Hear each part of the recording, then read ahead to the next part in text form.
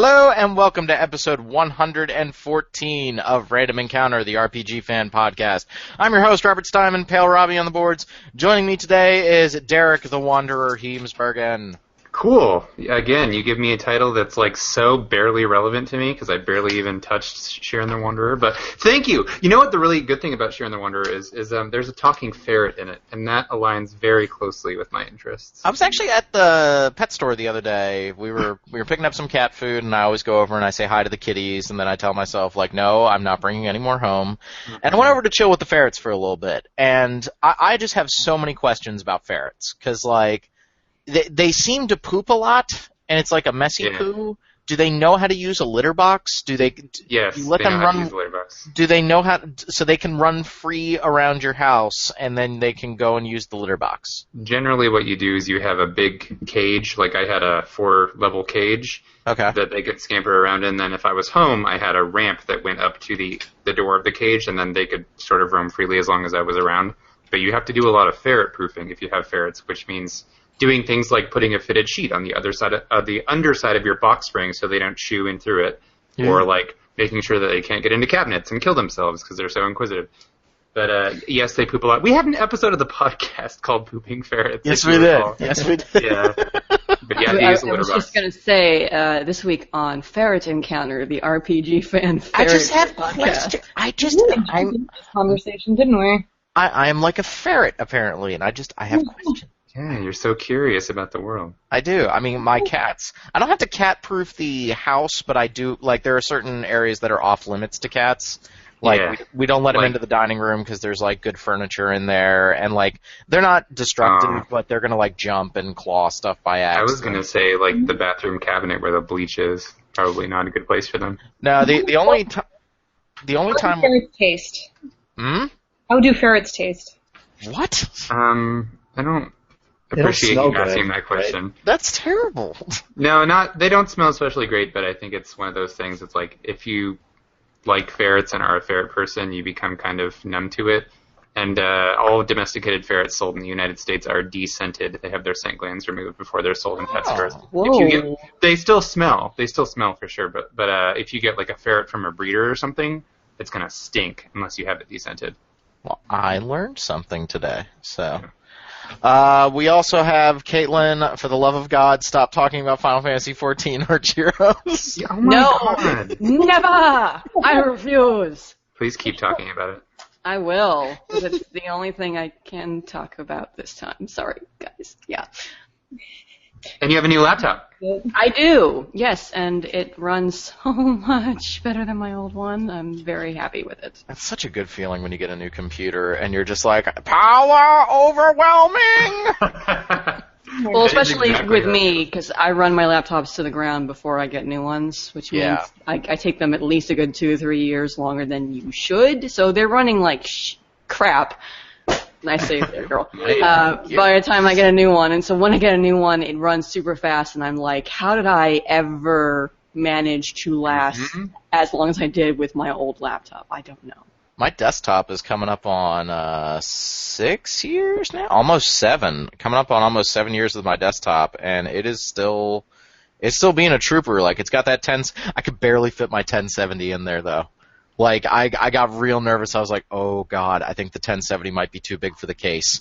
Like, it got a little tight in there, but it's you've had it for a while, but you still upgrade it pretty regularly. Yeah, I upgraded the RAM because it started out with, like, 6 gigabytes. I upgraded that to 12. I haven't touched anything else. Even with just a first or second generation i7, the thing is still just a champion.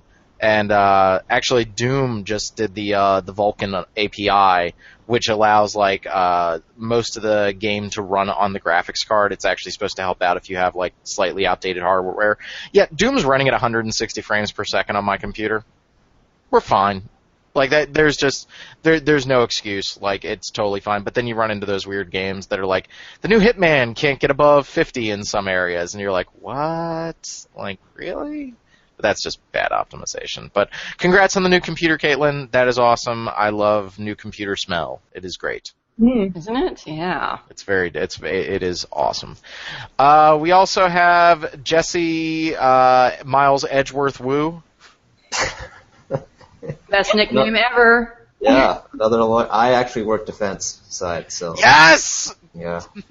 Damn it! So you messed up, is what he's saying. Yeah, that's I know, but it's God.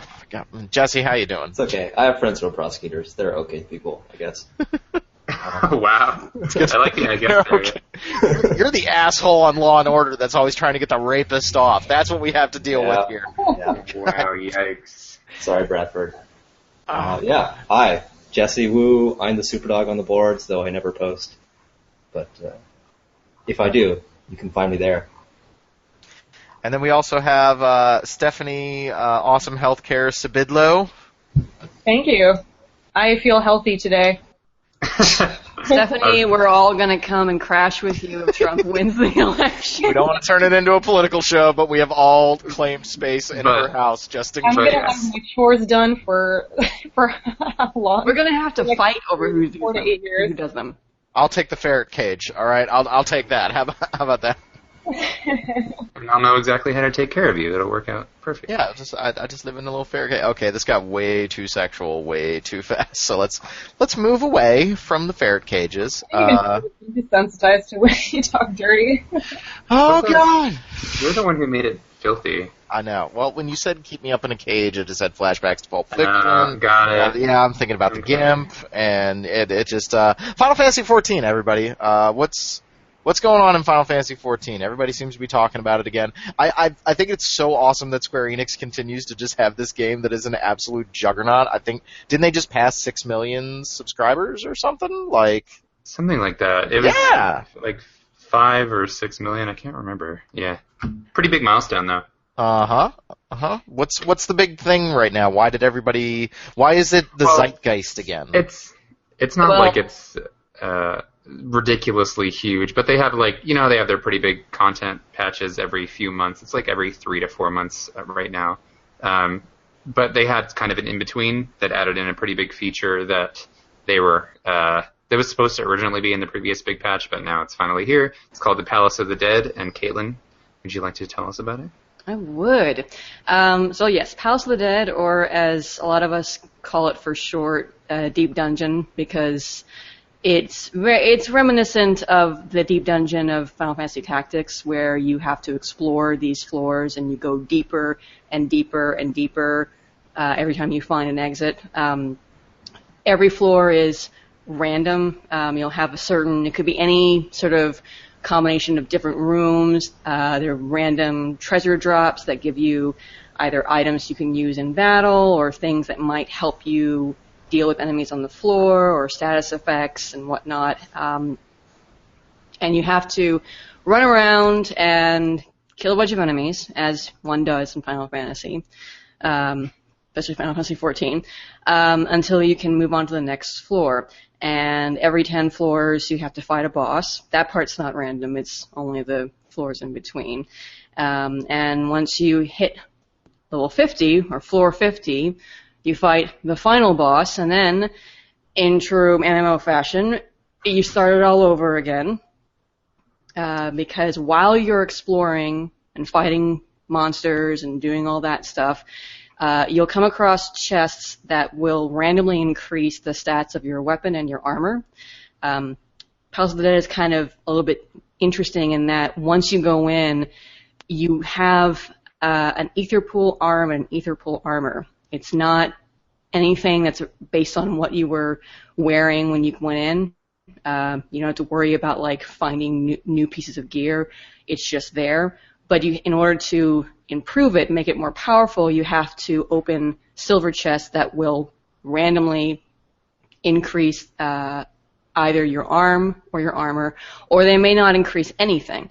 So you have to go through the floors hoping you find silver chests to up your arm and your armor. And the reason why you want to do this is that once you get both up to 30, you can purchase or trade for one of the weapons that you normally can only use in Palace of the Dead, but this way you can actually get the weapon to use out in the main game. And there's enough of an incentive. It's not the highest item level item you can get weapon wise in the game, but it's a good alternative if you don't want to be working on relics or farming the extreme primals or the latest trials, so there's incentive there to do it. But it's also just a lot of fun to get with a couple other people. It's most fun as a lot of Final Fantasy XIV content if you can do it with people that you can talk with, that you can chat and hang out with, because it's fun to explore the floors, deal with the enemies, figure out what kind of traps are there, find items that you can use to maybe deal with that trap or deal with that set of enemies, and just work your way through the floors. The other interesting thing about it is that when you when you start entering Palace of the Dead, you start at level 1, no matter where you are level-wise outside, and you level up within Palace of the Dead. So you'll start at level 1, and you'll gain experience very quickly and start amassing levels, but it's an interesting way to have you explore these floors starting with almost no skills, and you slowly build back your arsenal of abilities by the time you hit floor 50. And the other thing that's nice to mention about this is, I think we've mentioned before in our reviews about how Square Enix are trying to find new ways to allow players of different levels and different commitments to the game to interact and play together. You can start Palace of the Dead actually from a very low level. I think it's level 17. So if you're a person who hasn't reached the current level cap, you don't have to worry. You can do Palace of the Dead, and you might be able to do it with people who are at level 60, and you guys can have fun together and explore and maybe get some cool equipment out of it. And I think that's it's nice to see them continuing to follow that commitment of allowing all sorts of different players, no matter how much they're into the game, to meet up and do things together, and not necessarily gating content by saying, "Oh, well, you have to be at level cap in order to do this." Right, and as Heavensward progresses towards its conclusion at 3.5, there's basically, like, you have to have done everything up to that point to be able to access the next thing, and Deep Dungeon is a good example of content that you can just kind of get into. I know you have to clear up to a certain point in the main story. I think it's just like the original game main story, though. I don't think it's like super far in. A couple other cool things about Deep Dungeon are that it basically has its own pool of items that you use within the dungeon that's totally unique to that. Interesting things like being able to turn yourself into a couple of different monsters to play with some various abilities. Certain items, like you can toss down a bomb that'll turn all of the surrounding enemies into chickens and frogs. Like, there's the element of randomness, but not enough that it's difficult to strategize what you want to do in there. And another thing is, like Caitlin was mentioning, the Ether Pool weapons and armor that you have in there, it's just like the 2 equipment slots. One is weapon, one is armor. Those are cumulative, so no matter who you go in with, if you go in with your established party with your friends, or if you just want to jump into a random matched party, that's going to keep improving. So you don't have to worry about thinking like, oh, my friend who's never tried this before wants to do it, but if I go in with him, I'm going to have to start from scratch. No, you actually keep your stuff. As Caitlin mentioned, basically your end goal here is to maximize the weapon and armor. You know, it goes like, every time you get a buff to it, it's like +1, +2. You want to get it to +30. Once you do that, you do have to trade it in, meaning that you reset your progress when you attain the weapon for use outside of the dungeon. But it's not like a huge commitment. People had it on day 1. Yeah. Those people had to definitely do it for like 12 hours straight, I'm sure. But I've done it pretty casually. Like, I've beaten all 50 floors twice. I would estimate each time took about like 2.5 hours. So it's really not so bad. And I'm at I have like 21 on one thing and 24 on the other. So I just one more run through it, I'll be done. But it's pretty cool, and it's funny that we mentioned this because it's very much like the MMO answer to a roguelike. And I'm going to be talking in a little while about Shiren the Wanderer, which just came out for Vita, another roguelike.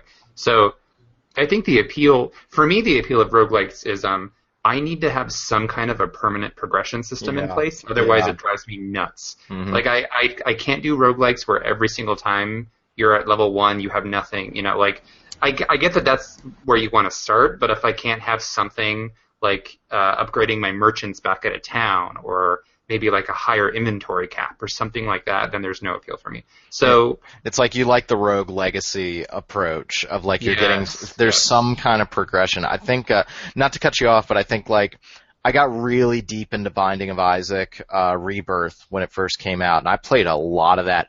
But then Afterbirth came out, and I actually think Afterbirth kind of screwed up the delicate balance in that game and made it a little too hard. So, like, even though you don't really have a whole lot after you finish a run in that game, you do unlock new items for the dungeon. It started to really get to me of, like, this game is now hitting me so hard, I don't want to play it anymore. Like, and I completely fell off, and it's a real shame because I really enjoyed Rebirth, and I feel like Afterbirth just went too far. I never played Afterbirth, so I was the same way, though. I got super sucked into the first one. Roguelikes and I have a weird relationship because sometimes it's like I'm really into them, and other times I hate everything about them, and I don't want to play them because I feel like I'm wasting my time. I mean, really. But then I kind of cut my teeth on roguelikes with Chocobo's Dungeon 2 on PlayStation, and that's not a particularly forgiving one either. It's pretty hard. And then I played Torneko, the Dragon Quest spin-off. That one's also kind of difficult. Those are all under the Mystery Dungeon. Like, I don't want to go too far down this because we're going to talk about Shiren the Wanderer, but like that's all under the umbrella of the Mystery Dungeon series, correct? Yeah, those are. There's also a Chocobo's, like Final Fantasy Fable Chocobo's something on Wii. I forget what it was. It wasn't Chocobo Fable. Final Fantasy Fables for DS was like a minigame compilation. But yeah, there's that, and the roguelike, like these types of roguelikes, I don't really know how to categorize them other than by saying that they're kind of the Japanese take on roguelikes. They have had varying levels of permanent upgrade systems in place, like we see things, the traditional stuff, like Azure Dreams. I just remembered that was one of my first roguelikes. Now that I think about it, I love that game. Sorry. Yeah, it's a good game, and it does have some permanent progression stuff in place, which I like. But on the other end of the spectrum, actually, Etrian Mystery Dungeon came out last year, or was it earlier? I think it must have been last year. And for me, it was overwhelming. Like, there was actually too much going on in that game, and I felt like I was afraid to make decisions because I didn't want to be locked into stuff, and I know that there were fail-safes in place so that I wouldn't be, but I actually felt like having 4 characters that you had to each individually outfit and put skill points into and stuff was just way too much. I'm not saying that's a bad game, but for me, like, that didn't suit my tastes, so I want somewhere kind of in the middle. And to get back to the point here, Final Fantasy XIV's Palace of the Dead has that kind of idea where there is a permanent progression, but you aren't it's kind of minimal, and you're not going in with a full suite of stuff and everybody's starting on the same playing field. We didn't mention that the system is actually in place, and it's going to be there's going to be more of it. Yeah, what's the word I'm looking for? Like, it's going to be incremental. Like, they're going to add more floors to this. And are they going to add a new dungeon entirely? Like, is Deep Dungeon just the name of the system, and they're going to add more, instances of this? Do you know, Caitlin?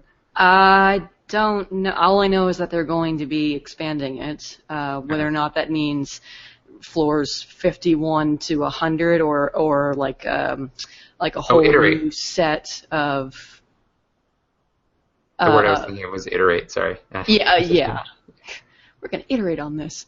Yeah. Well, I hope they do, because every new sort of new system that they add has been really fun. Like, I know that I think we're all waiting for the next version of Diadem because no one's really doing Diadem anymore. But that was a really pointless cool. Now. Yeah, that was a really cool thing that they added. That it plays off the basics of the game. You have combat, you have crafting and gathering and all that stuff, but it allowed people to interact and play together in a different way from just spamming dungeons or raid content.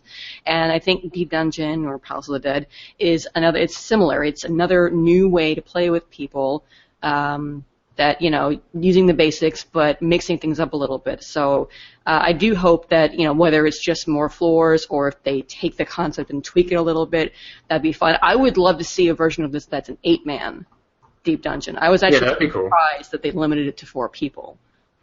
It does feel a little intimate, but Yeah, I could see an 8-man working pretty well, actually. I would worry a bit about the strength of monsters being such that if you did go off on your own, you would get totally screwed. Because as it is right now, this is one of the only content types in Final Fantasy XIV that doesn't restrict you to a certain party composition. It just throws you in with whoever else is seeking, basically. So I think the minimum is like...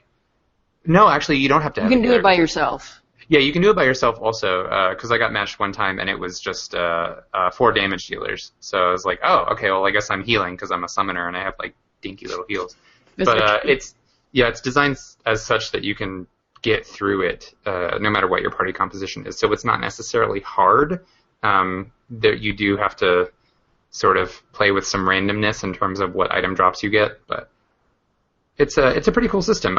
It's got me playing again, and I've never quit 14 or anything like that, but there are times where I don't play for a few weeks at a time or maybe even a month just because I've kind of exhausted the current available content and I don't want to grind for the crazy Anima weapon stuff, which I still haven't finished, and I swear to God, like I want to, now I'm just spiteful about it, but I hate it and it's a waste of my time. I don't do it either. For me, there's no point when I can easily get the tome weapons a lot faster than I can get the relic. And it's like it's comparable too. Like if you're not running the hardest of the hard endgame stuff, which I'm never going to at the time that it releases, then you don't really need it. So I just kind of ask myself why I'm wasting my time. I don't know, because I have no life. It's the power of addiction. But that's the other nice thing about this is that it's not just another raid that they added. This is something that can help you possibly with your raid, but it can also just be a thing you do for fun. Yeah. So it is cool. It is good content. And Hashtag content. Content. We love it. Good content.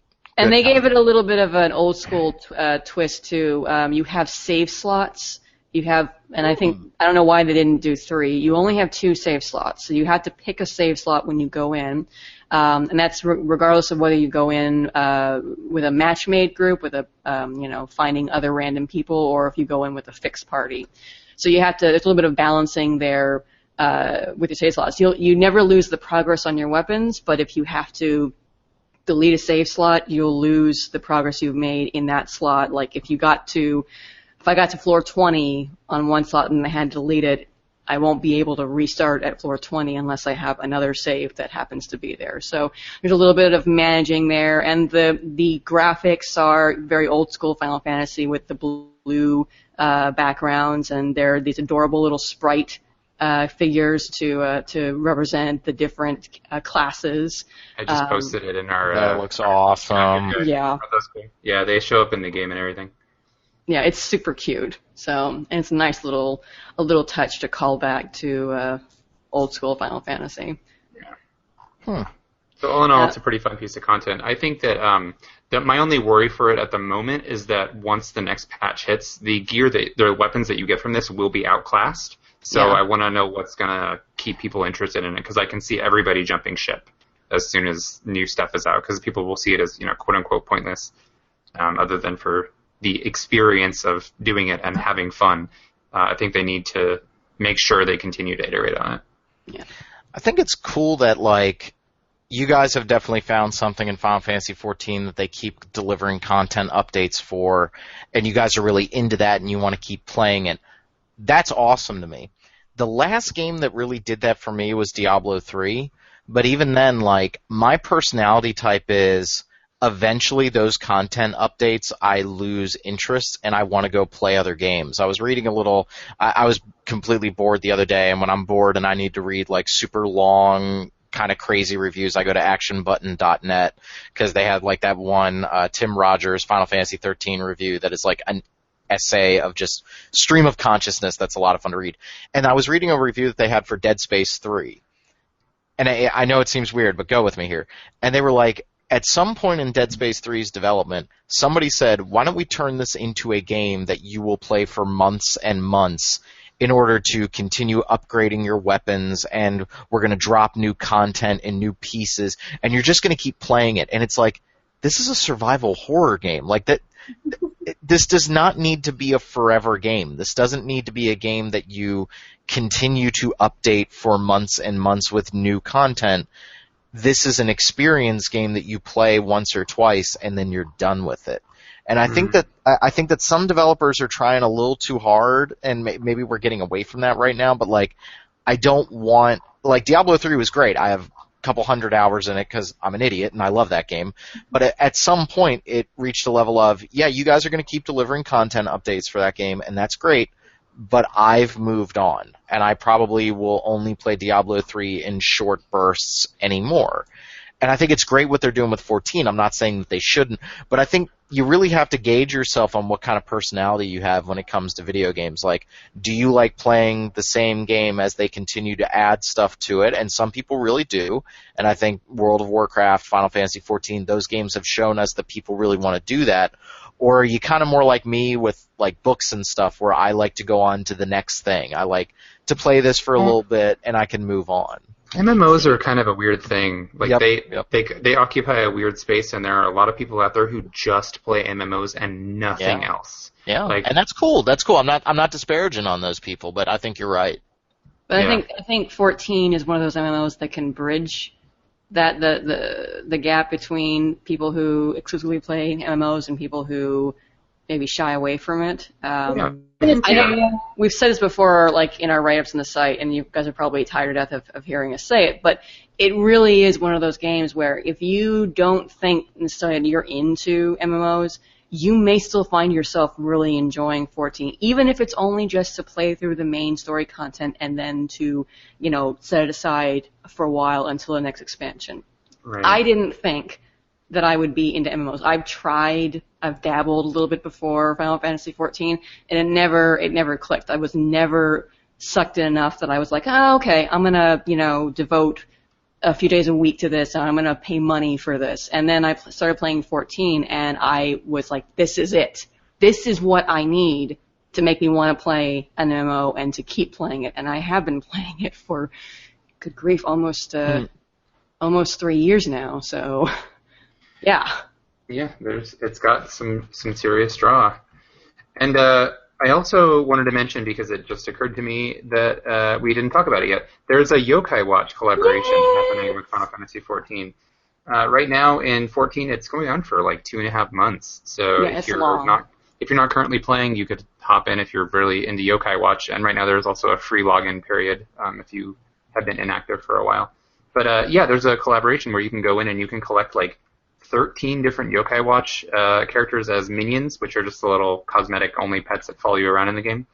And then you can also get a weapon that's modeled after a yokai for each character class. They're all totally unique. Super cute event. They've got some little Yokai Watch bits of music and sound effects peppered in. It's really well done. Robust is the word that comes to mind, and it's got a lot of content. Like, it'll actually keep you going for quite some time if you want to. I hate that I keep saying content. It'll keep you happy for quite a while if you're into Yokai Watch. And for me, it's interesting because Yokai Watch is a game that I loved from an aesthetic standpoint, and from I love the idea of it because I'm a big Pokemon fan. So I like the idea of a really distinctly Japanese sort of take on it, even though Pokemon is Japanese. It's like super heavy Japanese, based in Japanese actual yokai. And I love the idea of wandering around urban Japan and finding these creatures causing all kinds of mischief. But that game, just the quest design of that game, I think I already said this on the podcast at one point, so I'm repeating myself. But the quest design of that game I thought was just abysmal, and I couldn't really get into it as a result. So it's nice to have kind of the part that I liked about Yokai Watch, which is the art and the characters and stuff, in a game that I really enjoy playing. So I'm actually logged in. I'm a little sucker for modern games, games that take place in modern settings. What about it? I don't know. I'm just a sucker for it. I love that Level 5 has actually done stuff that takes place, with cars rolling around. Yeah, I think Persona was a great introduction to that sort of idea. And I know that it wasn't the first RPG or game ever set in modern Japan, but we're seeing more success with that kind of stuff, like Tokyo Xanadu, Falcom's sort of dungeon crawler that's coming out here next year, courtesy of Axis, not Exceed for whatever reason. Yeah, it looks, it is fantastic. I've played the Japanese version. That's set in modern Japan, and Yokai Watch is another example of something that's set in modern Japan. So I think there's a great deal of creativity that they're implementing into these kinds of settings and making them a little bit fantastical, or fantastical enough. that they capture our interest. I'm just kind of talking at this point. Well, I think Final Fantasy XIV sounds amazing. We all know it's amazing. I'm not attacking it in any way. I'm just not an MMO person, but I think it's awesome to hear that game is so great, and it looked better at E3 than Final Fantasy 15. So, is it okay for me to say that? One of those we know is fantastic. The other one is question. The other one we are hopeful. I still think 15 is going to be good, but yeah, it was a bad demo. We've beaten that to death, though. I think 15 is going to be a 7. Okay. I think it's going to be Final Fantasy 7? No, because Final Fantasy 7 is awesome, and I don't appreciate the hate that game gets. That game is bat crap bonkers, and that's what makes it so great. The only hate it gets is like it's in vogue to hate things that are cool hate. Yeah, or it ruined the anti-nostalgia. Yeah, it ruined the Japanese role-playing game. It's like, no, it didn't. Like, yeah, okay, sure. That game has problems. Don't get me wrong. I mean, its battle system is kind of stupid easy, and some of the characters are just kind of there. But that game has some heart, and it is crazy, and I love it for that. And you cannot tell me that first disc is not incredible. I love that first disc. Yeah, they're super good. Yep. Sorry, I gotta put the Final Fantasy VII defense pants on, and no, I did not play Final Fantasy VII first. I grew up on Phantasy Star and played Final Fantasy 3/6 first. So before anybody starts going with the argument of like, you only like 7 because you played it first, no, that's not true. Hey, nobody's checking your gamer card, buddy. Hey, I'm just saying. I mean, it's right there next to the Discover. All right, and I'll just whip that out real quick and just. You mean why not the American Express sponsored by Final Fantasy 15? Oh my God! Did you hear about that? Wait, I did. I thought it was a nightmare. Yes, there is an actual American Express collaboration with Final Fantasy 15. Does it have zippers on the card? Yeah, it has 3, where you can take out extra little cards that you put inside. No, please tell me you're kidding, because that sounds serious. No, I'm kidding.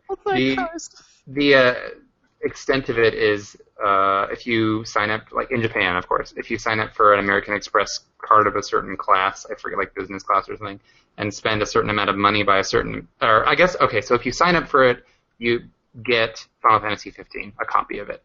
And then if you spend another certain amount of money, it's like $1,500 or something like that, you get a Final Fantasy 15 branded gift card for $100, equivalent, 10,000 yen. And in exchange, in the game, American Express logos appear at shops. Like, what? American Express is up to here. Yeah. Wow. My girlfriend was just asking me about this earlier. It's like, why isn't there more in-game advertising? And I told her that I don't think that gamers would really go for that. Like, I don't think that we would tolerate that. But don't you guys remember the game Run Like Hell with Lance Henriksen, and they had a deal with Balls Drink? So you had to grab your balls, BAWLS, while you were running like hell. Wasn't there something in Dead Space also, or? No, Dead Space had a bunch of faux advertisements, like one for like a Red Dwarf drink, which was kind of funny because that was a reference to the BBC show. But yeah, I mean, in-game advertising doesn't bother me, but if you're gonna start having me like, I don't know, there's something weird about American Express in a world with Gil and. I'm not fond of that. Yeah, that seems a little. And I correct me, listeners, please correct me if I'm wrong and I misunderstood. That's just from the article that I read. I just read about what you get for signing up, and I saw the picture of it in the game. So it could be that it shows up in one shop in the entire game, and it's totally ignorable. But even so, it's just kind of a weird precedent to set. Maybe it can be American Express DLC. No one will be sorry they missed. Hey, you can get your what was it? It wasn't a BMW. Was it BMW in Mario Kart 8 or? Oh, Mercedes, yeah. Mercedes. To ride around as Mario in your little toot Mercedes thing. Oh. Very quickly, Derek, tell me, would I like Shiren the Wanderer? I don't know. I don't know either. I've only played it I played it in bed last night for like 15, 20 minutes, and I got too tired to continue. It's super charming. It's got like a really bright, vibrant, pixelated art style that totally appeals to me. It looks, because it's a remake of I think it's The DS game, right? DS game, yeah. Yeah. And the series has its roots on the Super Famicom, as far as I'm aware. So they've pretty consistently kept this style. But yeah, it's like super bright and colorful.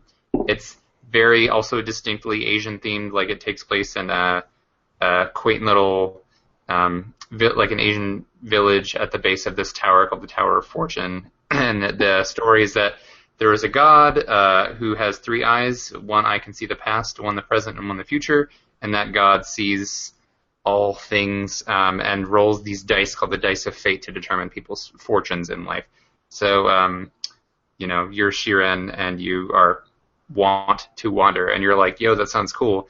And your talking ferret is like, let's do it. Let's go check it out. So you go check it out. All I've done is go through the tutorial stuff. And it is somewhere... so far it seems like it's in that sweet spot for me in the roguelike genre where there's some preparation that you can do. Like you have a bank where you can deposit money when you die. You can bring in weapons and armor, but if you die, you lose them. But you do start at level 1 every time you go in. Looks pretty cute. I like the music and the visuals and everything so far, but I haven't played far enough at all to determine like what lasting appeal it's going to have. You might like it, Rob. I could see you getting mad though. Just because you are prone to I don't know what you're talking about, Derek. Yeah. Doesn't he get mad, like, isn't that his default reaction? Yeah. Well, I mean, like, because it is possible in this game to just totally get screwed over. Like, if you get really unlucky or you don't plan well enough and don't have an escape item or something, this is the type of game where you can just, like, lose everything. So I don't think that you'd be down with that. If you plan well, you can, like, deposit your best stuff in town and make sure that it's not, at risk of being defeated. But I do know that there is some kind of permanent upgrade stuff. Like I think you can upgrade party members. Like you can get a guest AI party member who comes with you, and I think you can make upgrades to them. And there's probably stuff that you can do within the town as well, but I don't know for sure. I think where my kind of breaking point is for anger in video games is it has to feel like it's my fault when I die. Like I know that's kind of weird, but let me try to articulate it a little bit. Like if I'm playing Shiren the Wanderer and I like watched a little bit of videos today when I was kind of deciding whether or not I want to play it, it's like if I walk into a room and I go, yeah, there's some bad stuff in there, I probably shouldn't go in there. Like if I go in there and I get my ass kicked, it's like, well, Rob, you kind of knew that was going to happen.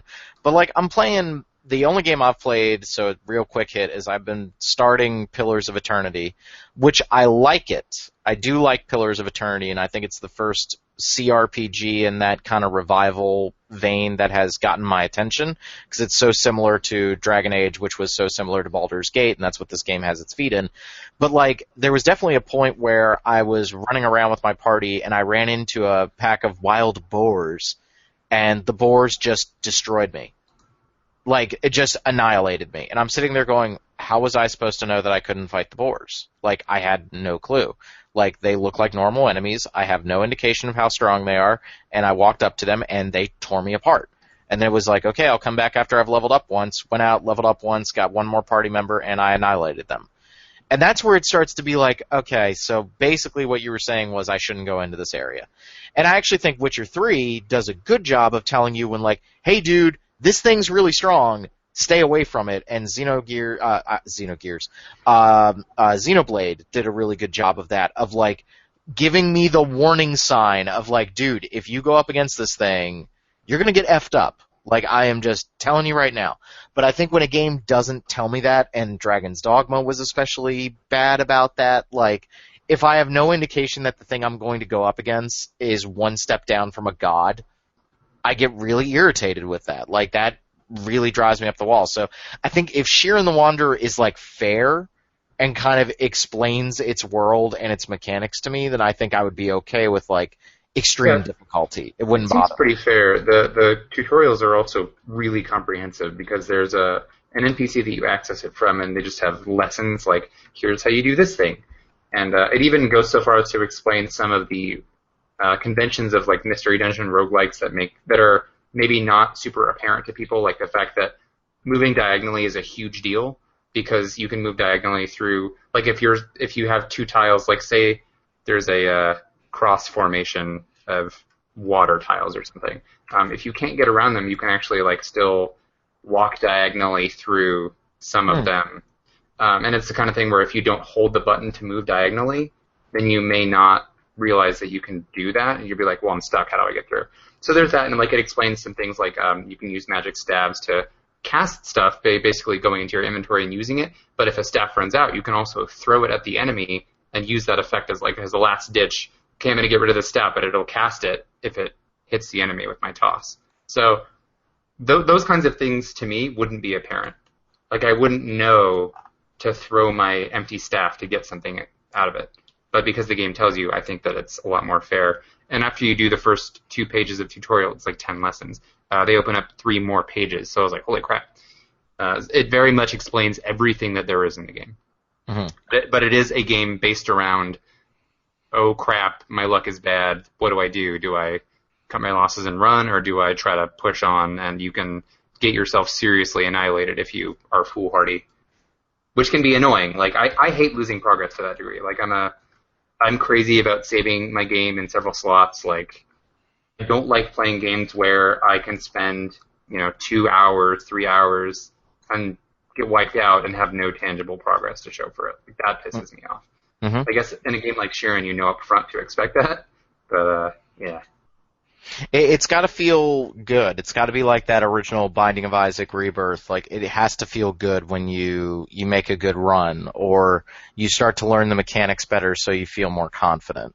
Yeah. I think that's got to be key. And then just everybody rip off Rogue Legacy. Like, please, that game does it so well. Yeah, Crypt of the Necrodancer I recently got, and that has a similar upgrade system where like you have a hub of sorts where you can keep pumping upgrades into. Yeah, the problem is if you don't have rhythm. And then Crypt of the Necrodancer you can actually turn that off. Like, the game is super accessible to tweak. I know, I suck so bad at it. I love that game, but I am so terrible at it. Like, I got white boy rhythm. You've seen me dance. I've got white boy rhythm. Like, just nothing. I mean, I won't deny it, but... Yeah, I know. You do like the white man overbite too, when you're dancing? I kind of do the like back and forth like shuffle, like just kind of like, yeah, I'm Gil and I'm dancing, like that's kind of what I do. It's kind of terrible.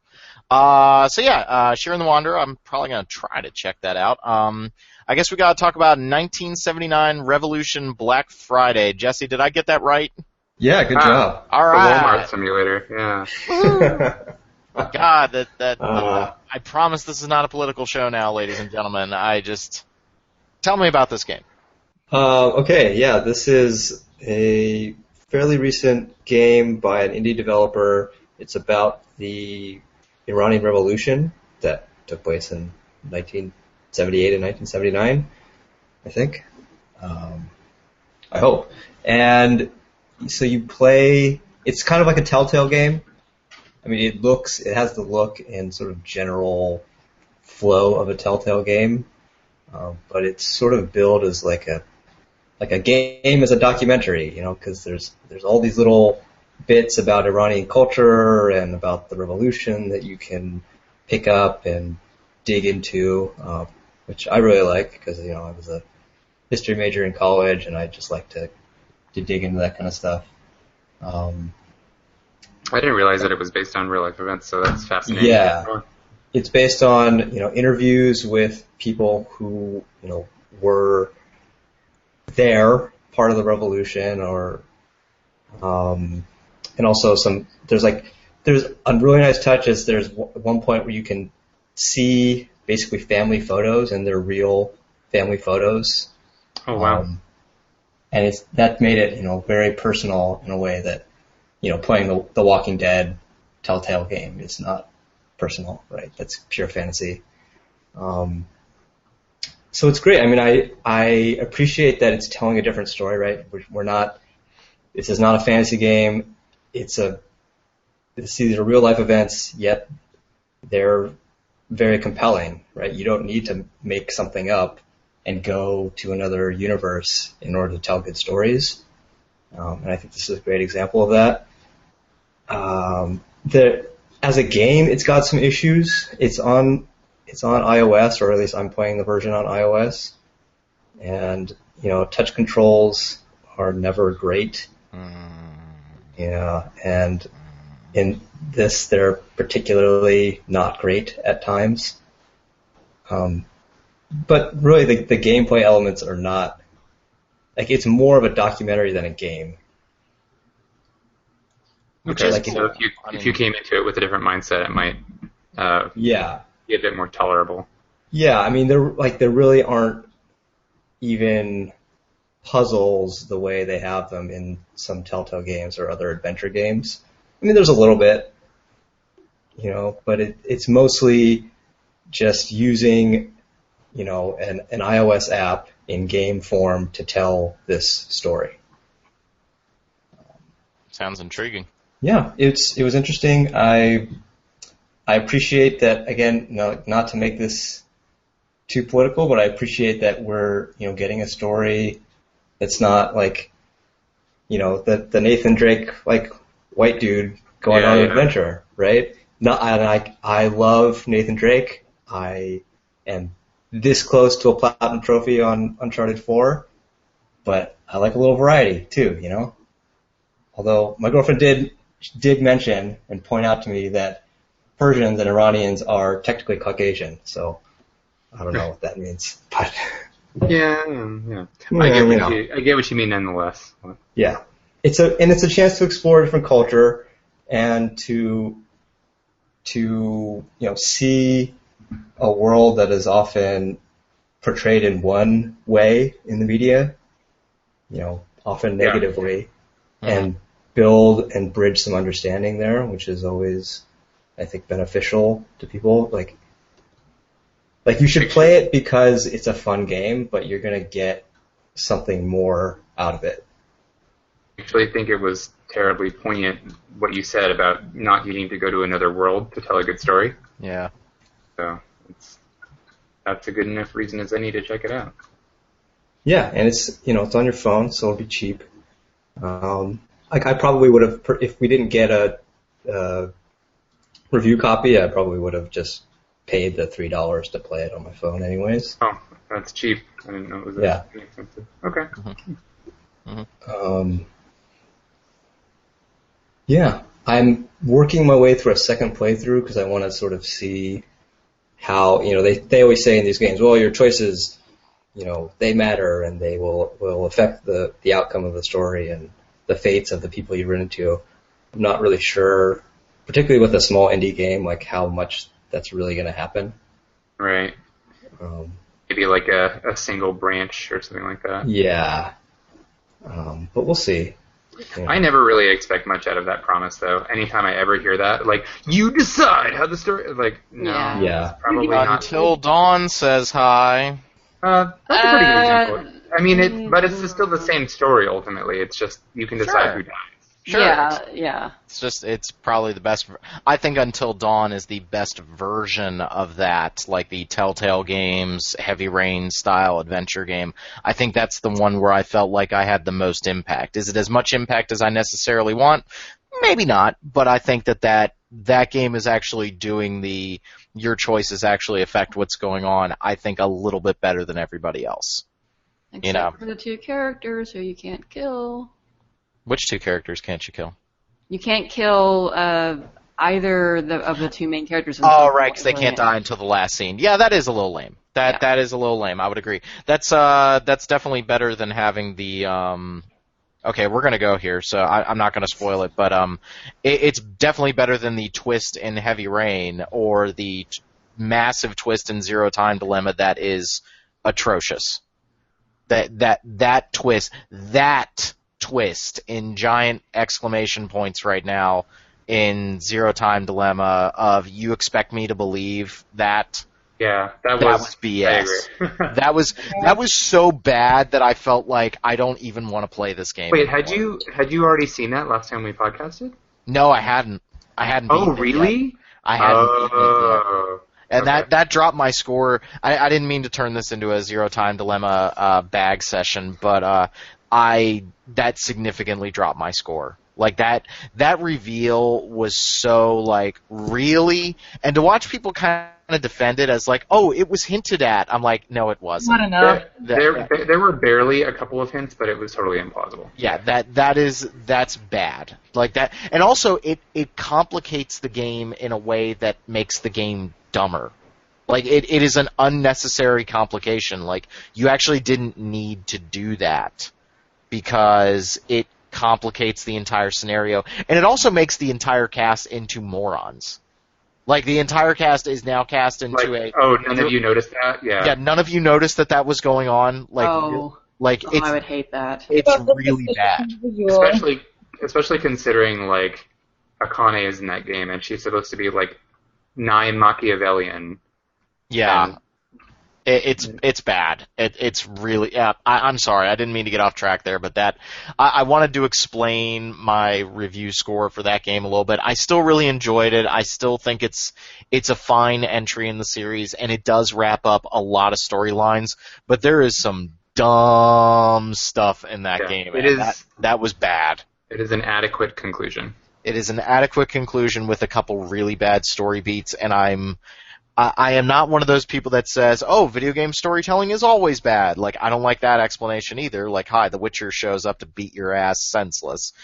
Like, you don't need to... It was one of those things of, like, did no one proofread this and go, dude, that's dumb. Like, you just needed one person on the staff to put up their hand and go, really, that's the direction we're going here? That's worse than the Heavy Rain thing. It is somehow worse than the reveal in Heavy Rain. I can't believe I'm saying that. That hurts my soul. Yeah, you think a thing is worse than Heavy Rain? Yeah. Huh. David Cage is like, thank you. He still sucks. Slightly off topic, and I don't mean to turn this into a movie podcast real quick, but I know something really weird happened with the reviews of Ghostbusters that I just wanted to lightly touch on. No. I just wanted to lightly touch on this because I really enjoyed Ghostbusters. I had a blast with it. I thought it was super fun, very enjoyable. But something weird happened where, like, most of the reviews that I was reading, they would spend paragraphs talking about the controversy, like the internet rage, the internet hate over the movie, which it's almost inconsequential that the leads in the movie are female. Like, the movie doesn't actually spend too much time really addressing that or saying it's that big a deal, which is probably the most progressive thing about the movie. But I did find it slightly odd that a lot of reviewers spent more time talking around the news about the movie being made instead of the actual movie that they saw. Yeah. It was weird. It makes you wonder, like, how expectations would differ, you know, if you went into the movie knowing nothing about it other than, like, oh, it's the new Ghostbusters. Yeah, and the movie has some structural problems and some weaknesses in the script that, you know, keep it from classic status, but I definitely enjoyed it. It's probably the best movie I've seen this summer so far. I had a great time with it.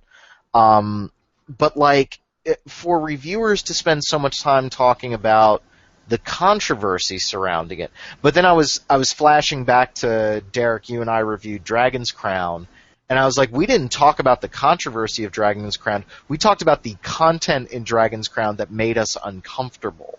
Yeah, you know what I mean? Fair. Like, we weren't talking about the internet rage over supposed censorship or anything like that. We were talking about, there's a lot of boobies in this game, and it's making me a little, like, I don't know why this is in the game. Like, why is that there? Yeah. There's that's like got her legs spread at one point too. Yeah, like the witch going into the doggy style, the sorceress going into the doggy style position every time she gets tied up or something. Yeah, Dragon's Crown's a little gross in places, but it was just, I don't know, it was just this weird moment of, like, I don't really understand what the reviewers were trying to get at with that, and it also felt like a little bit of, like, donning their flame shields to defend something. And I get it, because a lot of the crap online was completely out of control and nasty directed at that movie, and it sucks, and it's one of the reasons I'm taking a little break from the internet when it comes to social media stuff. But I don't know if a review was the right place to have that conversation. I don't know. So in those reviewers' defense, and I haven't seen the movie, I haven't really read the reviews, maybe I'll see it, but I think all kind of art and entertainment happens within context. Yeah. And so you need to at least acknowledge that, I think, for something that kind of blew up as big as this did. Okay. Yeah. Perhaps it's a matter of like how much time you devote to that. Yeah. I mean, this is also, like, to build off what Jesse's saying, this is a pretty interesting case study as far as, I'm going to say the F word, feminism is concerned, and women's representation in media and movies in particular. To talk about the immense, immediately negative reaction to this movie, and to put it in context of, gender relations and gender equality and things like that. Maybe if they go on too long about it, maybe it's a better, place to put it in an editorial. Sure. An op-ed piece. But I mean, yeah, I agree with Jesse. I think anyone looking at a review of this movie is going to expect some discussion of the controversy because it was so overblown and out there, and oh, it's gonna suck, and oh, my childhood, and all that. Yeah. I don't know.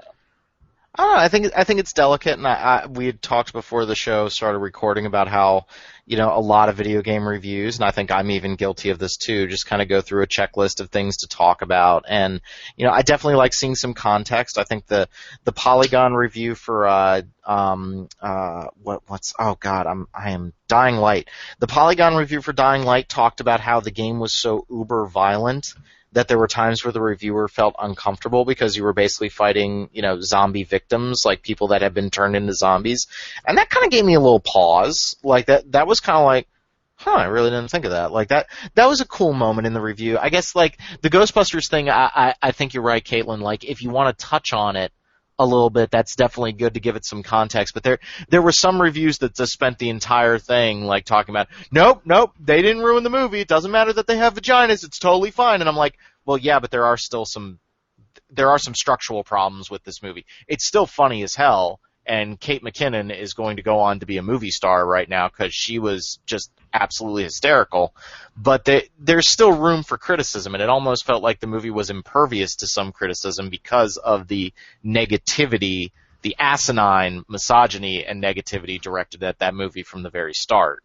It almost felt like it was now immune to criticism from some different areas. It's just interesting. Just one of those interesting moments of just like, I think what we got was a good movie, and everybody just needs to settle the hell down. Like, enjoy it. It turned out to be, really good. And also in other news, and I'm not going to spend a whole lot of time talking about it, Star Trek Beyond was pretty damn awesome. And that's what I hear. I actually didn't see the previous one, but it was really good. It was way better than the absolute crap show that was Into Darkness. So yeah. Don't see Into Darkness. Don't. No. Oh, Caitlin, do we agree on that? That Into Darkness is a horrible movie? Yes. Yes. Oh, Caitlin, I love you. Thank you. I love you too. Because, like, Steven and John were, like, jumping down my throat that it was a good movie, and I was just It's a horrible Star Trek movie. It's not just a horrible Star Trek movie. It's a horrible movie in that it references a better film. That's the absolute problem with that movie. It's like, when Benedict Cumberbatch looks at the screen, says who his name is, it's like you're just referencing a far superior film, and it has no context. What are you even doing right now? Like, ugh. Also, you made Benedict Cumberbatch boring. That takes effort. Is that not his default state of being? Are you not Wait. Derek. We're waiting. I don't like Beepity Boop Cabbage Patch. You don't like Benedict? Wow, my worldview is shocked right now. Like, really? Yes. I mean, I suppose he's kind of polarizing. He looks like an otter. I'll give you that. No, otters are way cuter than that. He looks weird in that movie. I will admit. And Into Darkness, for whatever reason, like, he's not someone who should be shot directly forward. I thought you were going to say he's not someone who should. No. I was like, I agree. No. Certain people, including myself, should never have the camera pointed directly at them front and center. Like, you need to do a little bit of a side. Yeah, I do not take a picture of me directly on because my face looks fat. It looks like I have no chin. My neck is weird. Like it just doesn't work. Now, if you shoot me from the side, I'm kind of a handsome dude. I'm not too bad. Like I look downright tolerable. Like it's okay, but like you got to have the right MySpace angle. Yes. Oh, bringing it back. MySpace angles. Still a thing. Sorry, I didn't mean to turn this into a movie podcast, but it was just, it was that weird moment of like reading reviews going like, I don't know if this is the right place for it necessarily, but I'm also like totally understanding of where it's coming from. Jesse, there was some stuff recently. Yeah. Some stuff. Yes. So, okay, a little bit of context. There's this agency out there called the Federal Trade Commission, and they've been cracking down. They're tasked with consumer protection, and they've been cracking down recently on, I guess they're called influencers, or like bloggers or YouTube personalities that they sort of present themselves as consumers, but they're really paid to give these promotions on products. PewDiePie is probably one of the most famous ones. Mm-hmm. PewDiePie! Yeah. You didn't need to hear that. No, I didn't. I went like 4 years without knowing who he was. The first video the first video I ever watched of him was his Evil Within preview because he was like the only one who had any gameplay of it, and I was like, who the hell is this guy? Like, and then it turns out he's like an internet sensation. Sorry, I'm just moving on. No, that's fine. So yeah, they can be pretty famous, and they mainly make their money off of, first they get a big viewership, and then they make their money off of doing paid promotions for products. And so the FTC is cracking down not on the doing paid promotions, but on the transparency of it? Yeah, the transparency and the disclosure about letting consumers know that this is actually a paid promotion and not just, some guy named PewDiePie who really likes this game for no. I am seriously going to strangle you. Sorry. You don't want to room with me again at E3. Sorry. Every time someone says PewDiePie, a fairy drops dead. Okay. Well, this will be the last time then. Get it out of your system. Actually, no, I'm going to say it one more time. No, it's okay. He can say the name. It's just the inflection that makes me want to die. I was trying to bring the fairy back with my. You know what it reminds me of is I worked at GameStop this will be quick. I worked at GameStop many a time over the years, and they had the obnoxious damn the TV sizzle reel kind of thing that would rotate. Yeah. Like it'd repeat like every 35 minutes, so you'd hear the same commercials over and over. And GameStop had this obnoxious little bunny that was its mascot for a while, and I don't know if it's still around. Yeah. And it just had the stereotypical, high-pitched Newgrounds Flash animation voice that I just wanted to cut my ears off 1,000 times a day. That's what PewDiePie reminds me of. Okay, go on. If you actually want to talk to the moms who don't understand video games at all, or what their kid actually got them to buy, because it'll distract you from that. That's a hazardous work environment. I'm just saying. Yeah, it's bad. Okay, go on. Sorry, Jesse. No, it's okay. War stories. What was I talking about?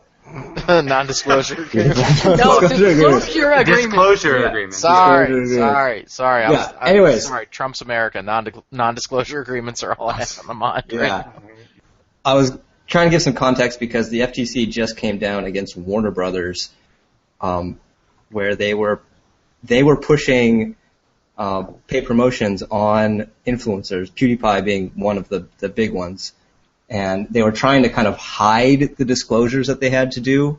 So like they would have it they would tell the influencer, hey, you have to put this disclosure, but you have to put it, in the description box below the video, not in the video itself, kind of below the fold. And they weren't telling people that they had paid these YouTube personalities to promote their games.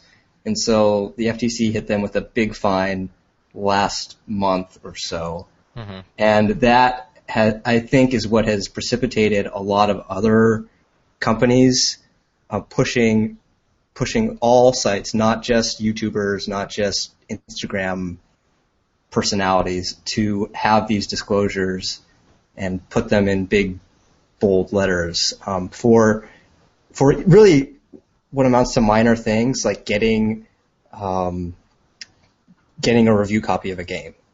They're counting that as a quote unquote material connection, even though really that's kind of how games and game reviewing has always worked. I don't think for anyone who writes reviews that really influences their decision on the game, like whether someone gave them a free copy in order to do their job as a reviewer. But I suppose everyone should know, and now the FTC is going to come after you if you don't let them know. And we've always kind of had, for full transparency, we won't name any names and we won't go into specifics, obviously. But when we get review code or preview code for a game, it usually comes with a list of things. Like having been on reviews for games that hadn't been released before, we get like, please do not stream this game. Please go through these steps in order to make it so that the game is not visible if you're playing on a PlayStation 4 or on Steam. Please do not stream past this point in the game, or you can talk about up to this, but try not to include this. Don't give away story bits. Some of them, though, are ridiculous. One in particular comes to mind that we just recently had that was like, okay, this is kind of asinine. But do you think that this is all stemming from this disclosure agreement stuff, and now the companies are really trying to CYA, like they're really trying to cover their own asses, or like where is this? It seems kind of ridiculous when you have things like that, especially for games that have been released in other countries. It's like, yeah, I think it could be. Sorry, go ahead, Derek. Oh well, sorry. My non-informed opinion is basically just that like there's no harm in us saying we received a review copy from the publisher. Period. Yeah, that's fine. But sorry, go ahead with your point. Yeah, I mean, these are like sort of two separate issues, right? There's our agreement to disclose, and then there's also non-disclosure agreements that we sign in order to talk about the game. Right. And they could be related. Maybe this is just an opportunity that they see, like, well, we're going to have to start pushing these agreements onto reviewers anyways, so let's get all this other stuff and control out there. And lawyers are tricky; they'll tend to do that stuff. But there's also just sort of a general like push in all content to, like, you always want to control your content and the things that you're licensing as much as possible. So that that could be part of that trend too. Especially with current consoles being always connected and the ability to stream. Sure. It does make sense that they would want to control that. I mean, they can also, they can shut down a stream after the fact, but they're trying to perhaps cut it off at the head and not let it be a thing as much as possible. Yeah, I mean, once it's out there, you can't really reel it back in. I mean, what they're probably trying to avoid is the Napster problem, right? Of Napster came out and it totally upended the way music was being distributed. Really screwed over the music industry for a while before they knew how to deal with it. Yeah. I mean, the thing is, like, streaming is kind of, we stream at their leisure. It's not necessarily a right that we have. They can exercise their rights if they so choose. They just generally don't, because for whatever reason it's either not a threat to their profit margin, or they view it as good publicity, free advertising, whatnot. But it would make sense why they wouldn't want that to happen before a game is released. You don't want people being able to see a game and maybe see all of it and then, oh, well, I'm not sure I want to buy this anymore. Mm-hmm. Yeah, that's a thing. And I think it was a little dirty at the start. I think this was all based around Shadows of Mordor. Shadow of Mordor.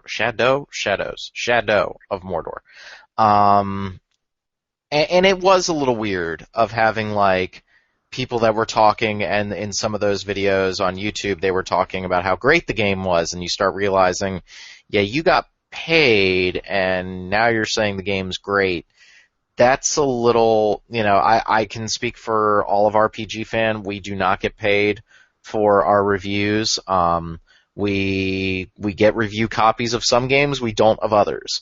But we do not, nobody is stuffing cash into my pocket so that I give good reviews to certain games, and I'm not going to say which games those are on this podcast.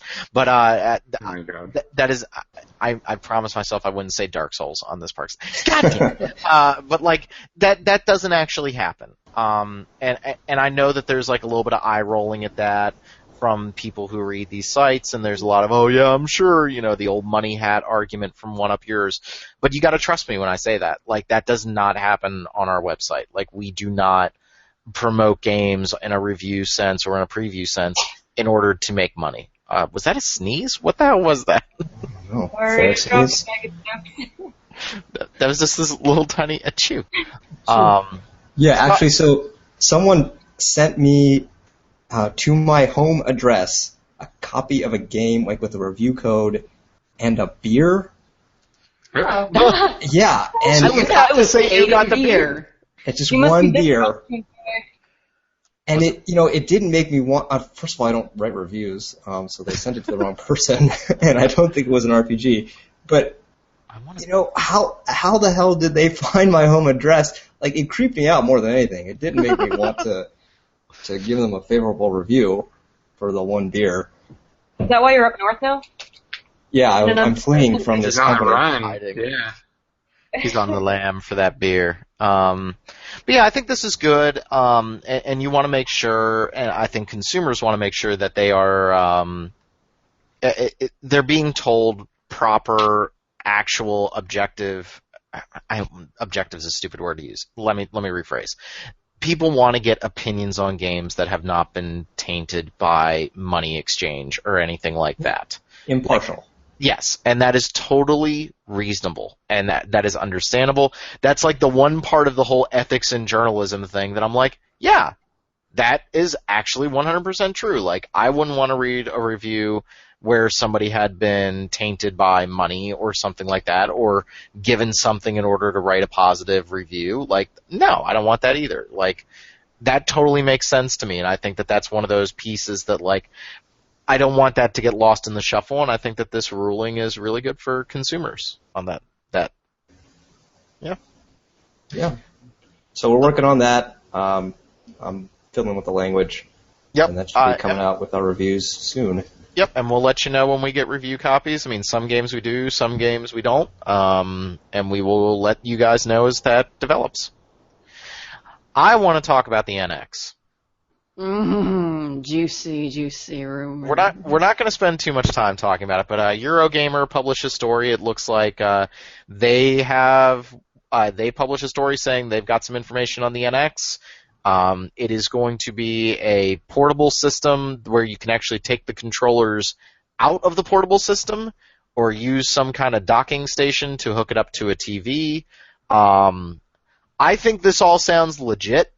Kind of a weird middle ground between having a portable system similar, probably smaller than a Wii U, I would imagine, to keep it portable, but allowing you to play your games on a big screen and also allowing you to take those games on the go.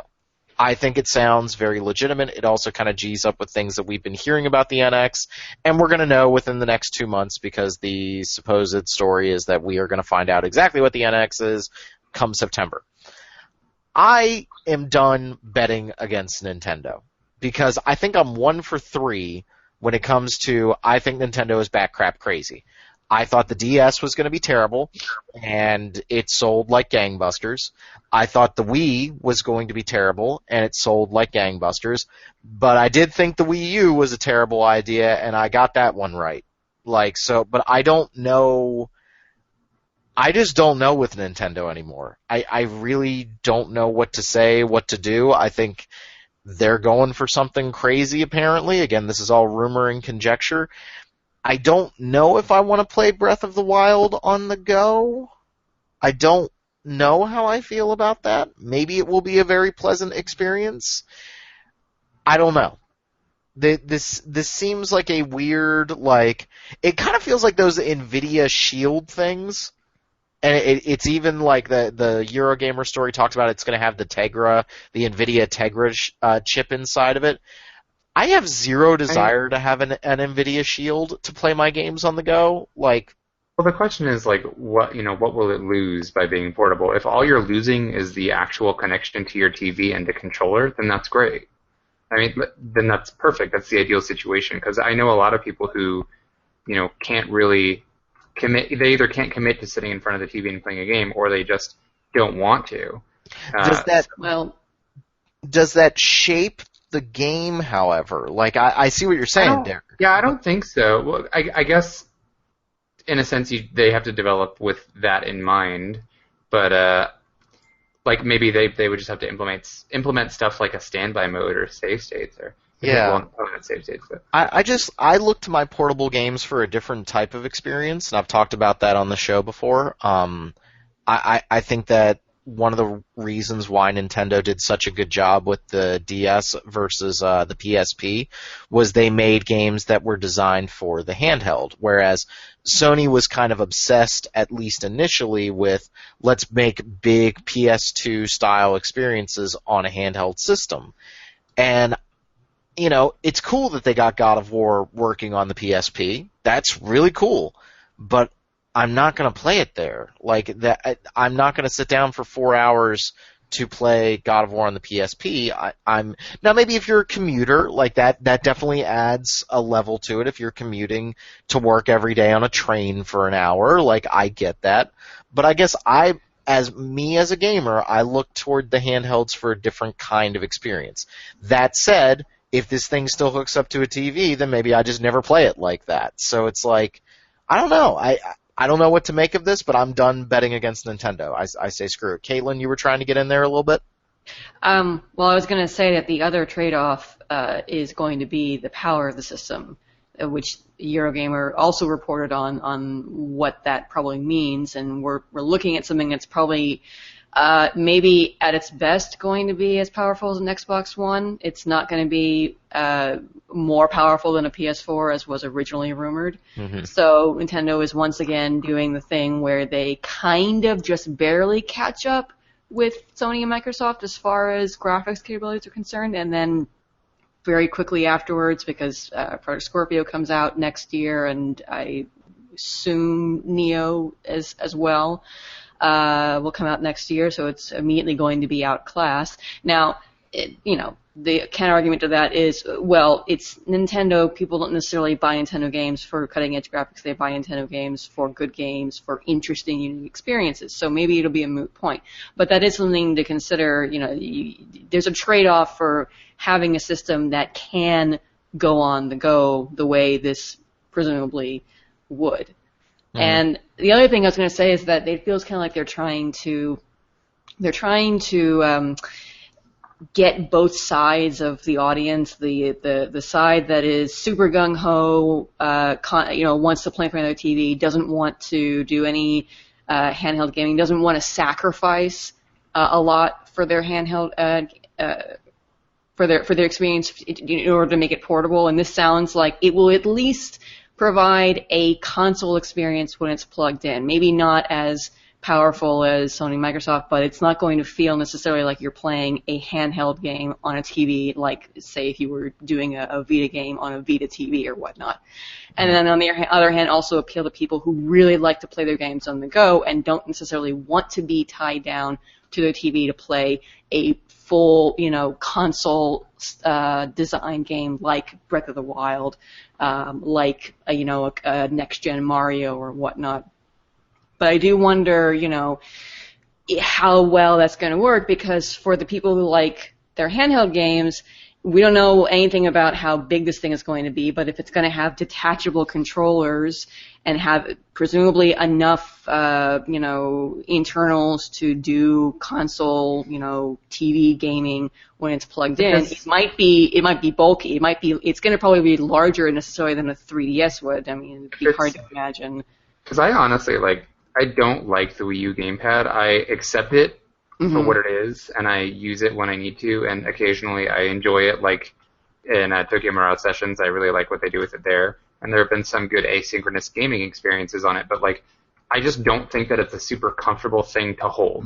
Yeah, and if that's the size factor and the form factor that they're going for, I mean, it's portable. It's more portable than carrying around, carrying around a PS4, but it's still not the same as being able to slide a 3DS into your pocket. And then the other thing is, okay, for people who really prefer the console experience, it's not going to reach the same heights as they can get from an Xbox Scorpio or PS4 Neo, and are they going to be satisfied with that, particularly as far as third-party games are concerned? So the concern is will it be a jack of all trades, master of none? You also have the battery life situation, and that to me is the elephant in the room on this thing. If this is a portable system, this isn't like somebody correct me if I'm wrong because I don't have a Wii U.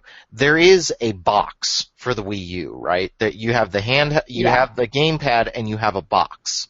Yeah, you have to have the box plugged in and running in order to play games. This would feasibly combine the two into a handheld system that you can take on the go. I don't know about you guys. I have never been happy with the Vita's battery life, and playing Zero Time Dilemma really showed me how much I can't stand the battery life on that thing. I don't see this device getting more than 2 hours, 3 hours of juice. Now maybe that's enough for some people, but that limits the portability of this device. In that case, it's more like I could make it portable in a pinch, but it's not. Yeah, my go-to. It becomes more of I'm in the house, the wife wants to watch something on TV, so I'm going to take my device and I'm going to walk away from it, and that's cool. I'm not saying that's a bad thing, but I just, I don't want this to replace a traditional handheld. I don't think I do, unless Nintendo has figured out the thing that has flummoxed every major cell phone manufacturer when it comes to battery life. I hate the fact that I have to accept, I need to plug in my phone every day. That pisses me off. I legit hate that. But that's just, that's capacitors, that's physics. There's not a whole lot I can do about that. But if you're talking about a device that's going to have the processor, the memory, all the bits that make the damn thing work, and you're going to make it portable, and right now the 3DS and the Vita don't have particularly good battery life. What's the battery life on the new 3DS? Is it better? I heard it was an hour better, maybe? It's pretty good. I don't usually run it dry, but the 3DS I've found better than the Vita. You should be able to get a good day's worth of playing through. Yeah, I just don't see this thing.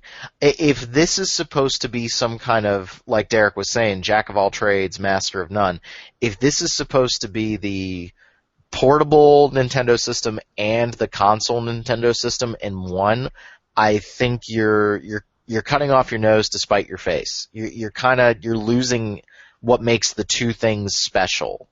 And again, that's me saying it right now, and they could sell 1 billion of these things and prove me wrong, but I just don't really know what the appeal is of this thing. But we haven't seen it yet. It could be the Eurogamer story is completely wrong. I don't know. But I don't know. I do not know. I'm done betting against Nintendo. But everybody who, we saw Nintendo's stocks rise and fall because people didn't understand that they did not make Pokemon Go, and they didn't. I'm sorry, Derek. I know you didn't want to talk about it, but okay.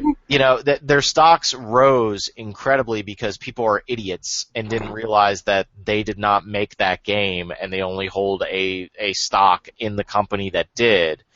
It's one of those things of I don't know where Nintendo's going to be, but Nintendo has had some financial troubles as of late, and maybe this is the big gambit that pays off the way the Wii did. I don't know. Time will tell. And games. Games will play a huge factor in whether or not it's successful, first party and third party. Yeah, Breath of the Wild will probably get me to buy this damn thing, but they just prove that if they do anything with Pokemon, like even if they make a 6 out of 10 Pokemon Go game, they'll be fine. Yeah, make a Pokemon Go for this thing so you can actually play real Pokemon. Like, not throw balls at the Pokemon. We're not going to talk about Pokemon Go. My brief comment on Pokemon Go, because I was complaining before the show. I was like, oh my god, can we not really get into a huge thing? I think Pokemon Go is an incredible social phenomenon, and I have thoroughly enjoyed seeing people playing it, and I have enjoyed playing it, like going out in a group with friends and walking around and just enjoying the social aspect of the experience. That's fantastic. I love that. I just think the game is crap. I think it's hardly a game. Yeah, we want a better game. And I hope that, and my comment to Derek was, I hope they Diablo 3 the crap out of this game, and they take this game that is very clearly broken and not quite there, and they turn it into something amazing, like Final Fantasy 14. Yeah. Yeah. Hey, I think that's a better example, honestly. Pokemon Go, A Realm Reborn. Like Diablo 3 was still fun, even if it was broken from the neck up once you beat it. But okay. Yeah. Do we have some listener mail? We do. We got a couple more emails. Yay! So I guess all I had to do was just whine and be like, why don't you send an email? And then you guys did it. So dance, my puppets, dance. We've got a couple of emails. So yeah, the first one is from Dawid. He wrote it in IPA, and I can read IPA, so that was very useful. Sorry, David. David, it's spelled D-A-W-I-D. Anyway, hey, David. He says, hey, I'm David, and I am the other European listener of the Random Encounter podcast.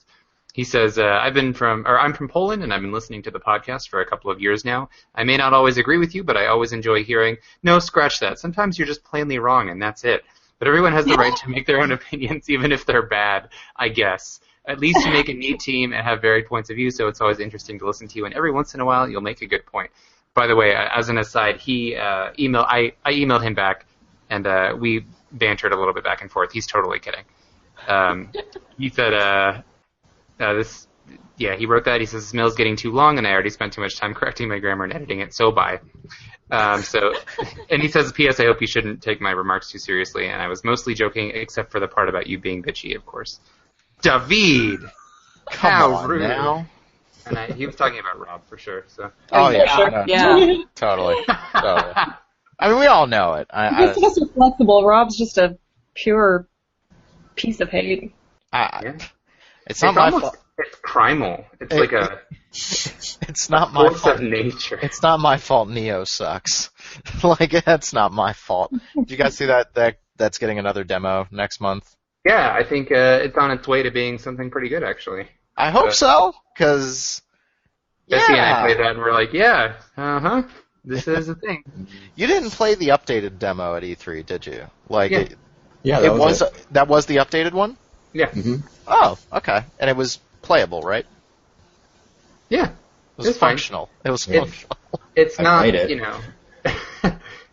you press buttons and things happen. I think that game needs some serious balancing, too, but... the worst thing about that for me is like the stagger when you run out of stamina. Like that's so crippling. I hate that. The dude just like he's like Flavin and like can't attack for some reason for like 3 seconds. Like, oh god, there was another game that did that really annoyed me. I can't remember right now, but Anyway, so thank you, David, for the email. We appreciate that. And I have one other today. It is from Ryan. It says, hey everyone on the RPG Fan Podcast, just writing after listening to the recent post-E3 podcast call for listener letters. That was me, I did that. He said, I just wanted to let you all know that I really enjoy and value the work you all do and are doing with the podcast. After giving a few other gaming podcasts a try, I always return to yours. Thanks. He says, I really appreciate the in-depth conversations on RPGs, obviously, but I also appreciate everyone's nuanced understanding of gender in games. Gaming culture's underbelly of misogyny really turns me and my friends off, not to mention the occasional homophobia, and the amount of respect and thought you give to those issues is a breath of fresh air. I love that yours is a podcast I found that has women on the show. Shout out to Caitlin Ardros. She's great. Looking forward to listening to her talk about Tokyo Mirage Sessions, which she did. She did. And he says, I also love that you all seem to truly like each other and enjoy each other's opinions, and that you all just don't agree with each other all the time, but can respectfully disagree with each other. Fallout rants notwithstanding. I kid. God, I was so pissy on that. Oh my God, I'm sorry. Yeah. I'm sorry. I was having a day. So that's from Ryan. Thank you so much, Ryan. We really appreciate it. Those are really heartfelt comments, actually. So yeah. It means a lot.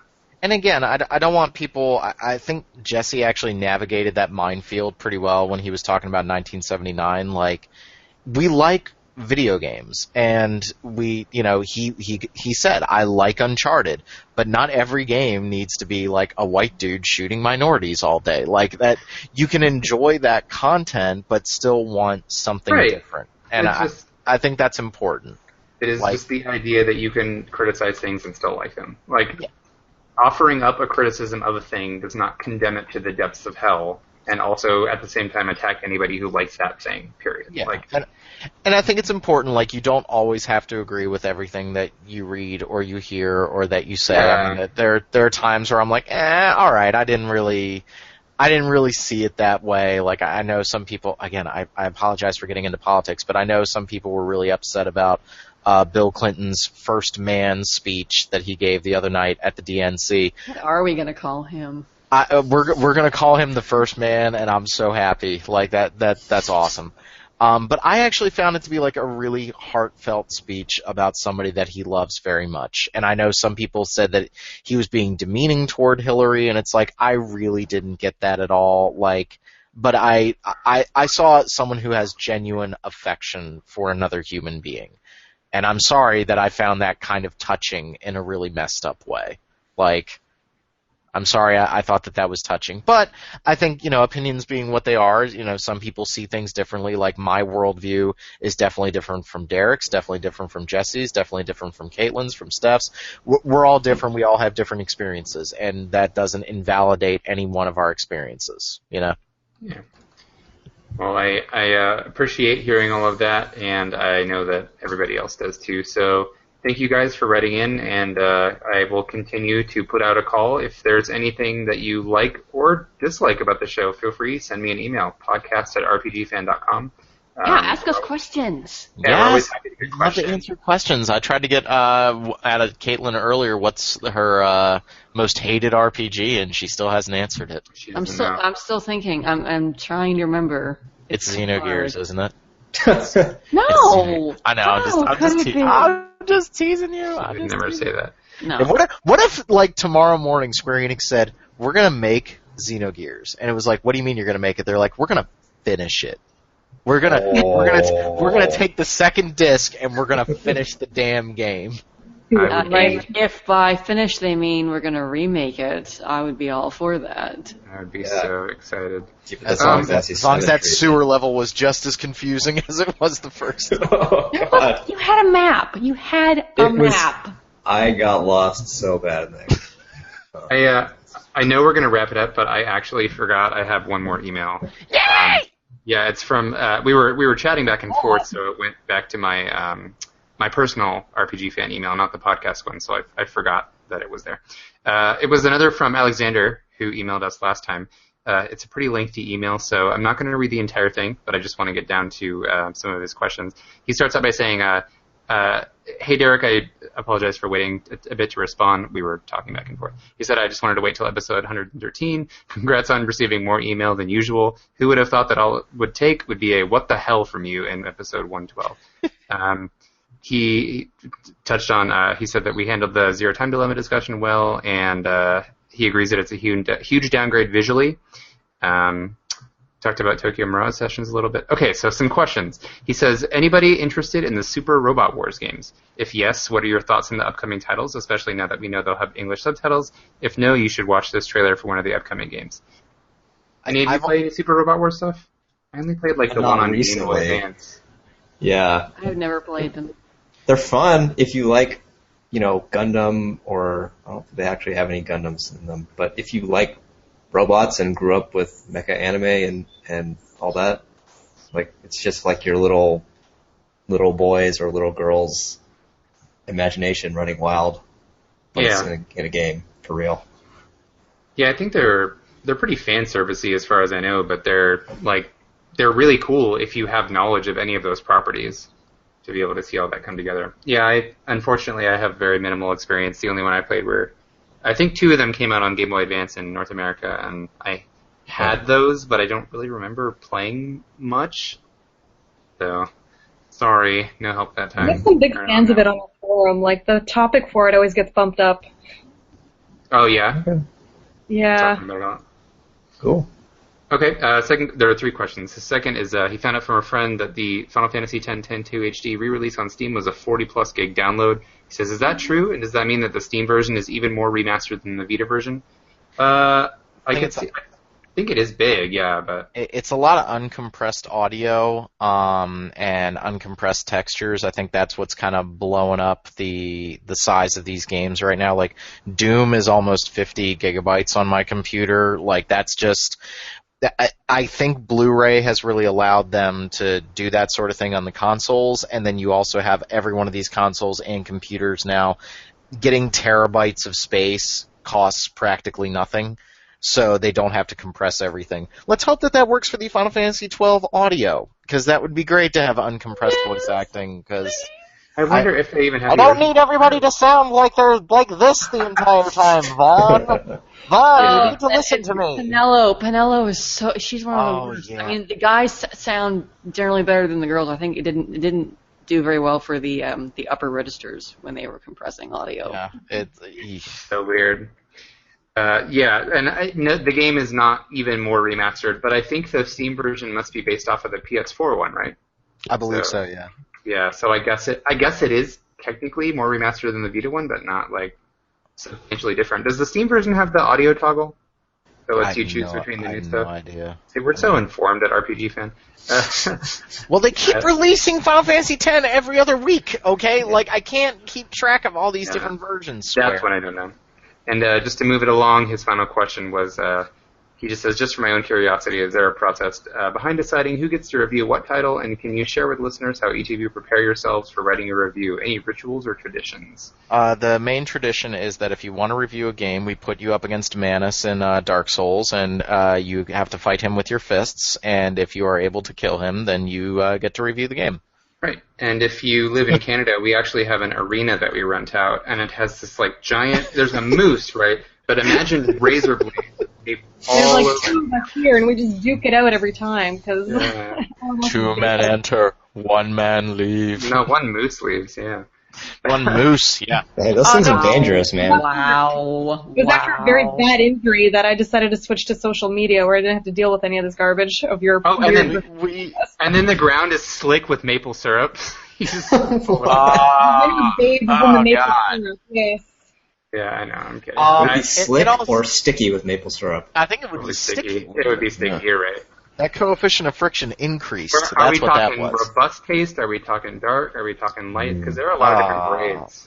Oh, God. Okay, anyway. In all seriousness, we usually just have conversations about who wants to review the game. You'd be surprised. Certain games people are chomping at the bit for, and other games it's like, nah, I ain't touching that with a 10-foot pole. Strangely enough, not a whole lot of people putting their hands up for Dark Souls 3 when that came around. Everyone was kind of like... that you loved it. You're just, like, not going to get in the way of that. No, it's mostly because that game... I'd be less inclined to review Dark Souls 3 than Hyperdimension Neptunia, and that's saying a lot. Each one of the Souls games takes a little piece of you if you decide to review it. But if we do get into a situation where multiple people want to review it, then we kind of do a roll-off. Like, we kind of just do, pick a number. Because we want to be fair, we want to be just.